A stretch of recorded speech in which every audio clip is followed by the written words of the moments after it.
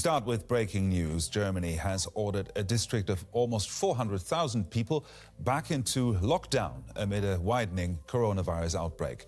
This after Germany's top health experts warned that the new cluster of cases had the potential to spread quickly. Word of the new restrictions came from Armin Laschet, premier of the country's most populous state, North Rhine-Westphalia. The new outbreak is centered on a massive meat processing plant, Tönnies, near the city of Gütersloh. More than 1,500 workers there have tested positive for coronavirus. Laschet says police deployments will be used to ensure the home quarantines of thousands of Tönnies employees with force if necessary. In the district of Godualow, we're now dealing with the biggest individual infection outbreak in North Rhine-Westphalia and in Germany. The specific situation with the geographical spread of locations and also the international nature of the Tönnies workforce mean that this outbreak is a potentially enormous pandemic risk.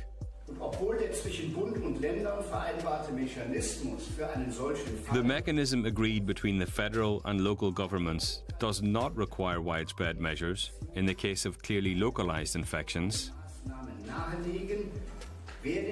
However, we will now, for the first time in Germany, return a whole region to the lockdown measures that were in place a few weeks ago.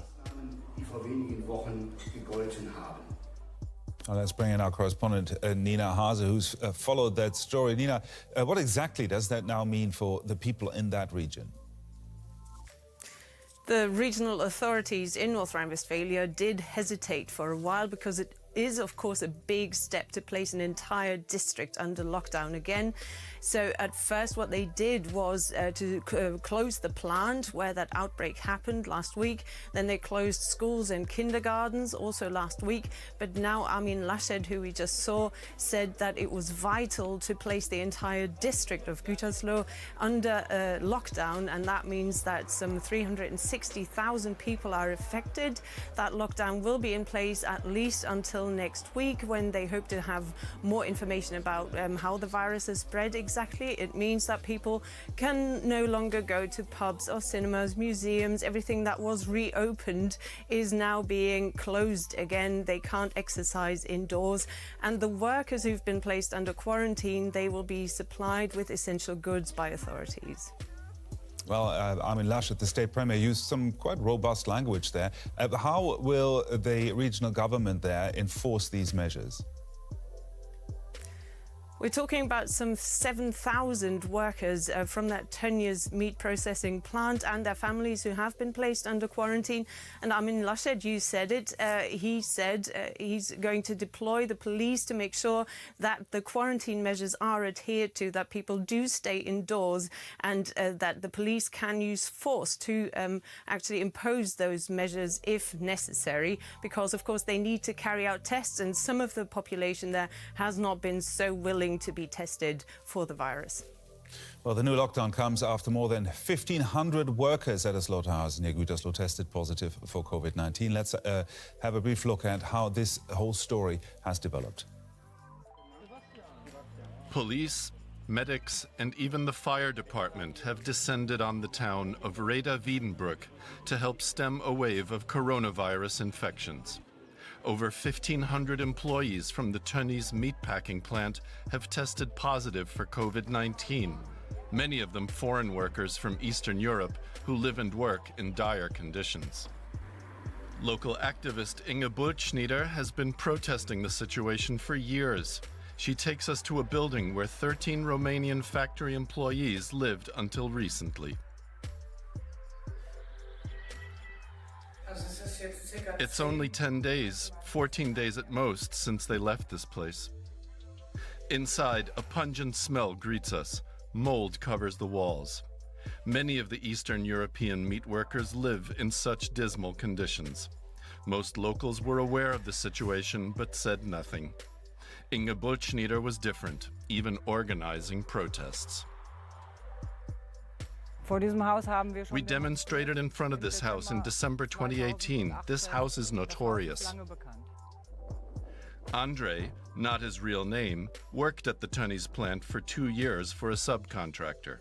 The worst thing about it was the working hours. We began at 1 in the afternoon and finished at 1 in the morning. Overtime work was not paid. Andre has since quit.